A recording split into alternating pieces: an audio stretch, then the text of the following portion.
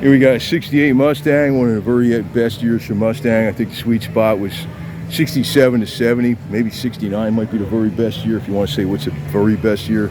I don't know, all these from 68, 67, and 70 are the best ones. Then they grew and they got really big. Even those are pretty good though.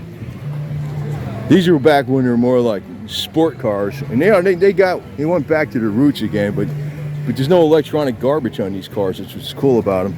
So you got your 4-speed, it looks like.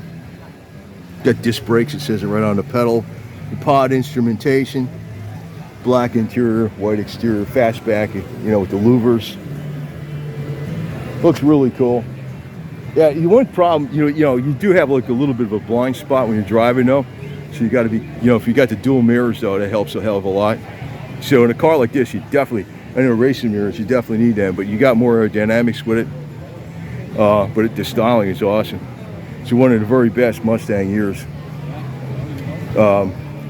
Later on, some years later, I forgot, I don't know, was it 72? They got really, 72 or 73, they got really big. 71. I know 70 are really good years too. But these are like the real Mustangs.